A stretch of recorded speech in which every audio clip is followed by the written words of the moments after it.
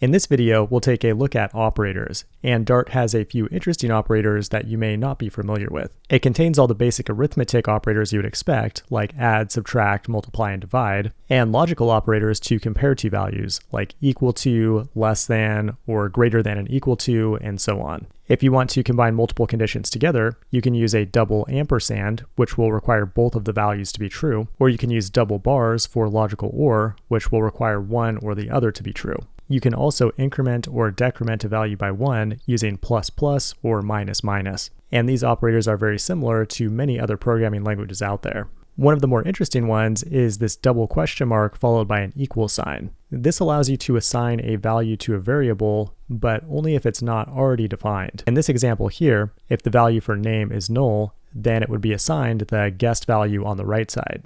However, if the name is already defined with something else, then it will just keep the value that has already been assigned to it. And if you're not directly assigning a variable, you can just use a double question mark on its own, which will do the same exact thing, but it's just an expression that doesn't assign the value to a variable. Now, another very useful operator is the conditional or ternary, which is used as a more concise way to write an if-else statement.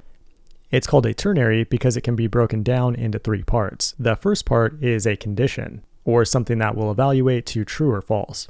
It's followed by a question mark, and whatever comes after the question mark will be the value that's used if the condition is true. After that, we have a colon, and anything after the colon will be the value if the condition is false. This one is also really useful to know for Flutter because it comes into play a lot when building out the UI based on different state changes to your application data. The final operator that I want to look at is cascade, which has a syntax of two dots when calling a method or accessing a property on an object. For this to make sense, let's first look at an example that's not using the cascade operator.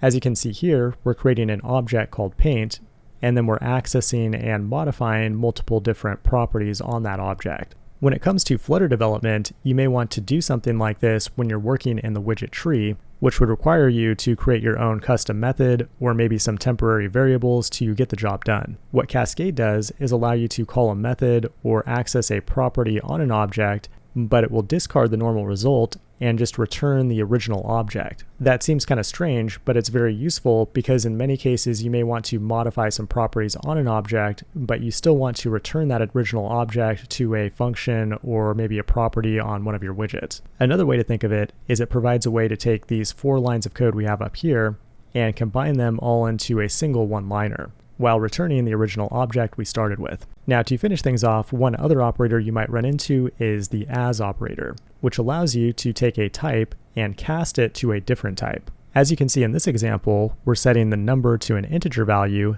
but then saying as string after it. If we then hover over the variable itself, you can see that it tells us it's a string, even though it's obviously an integer.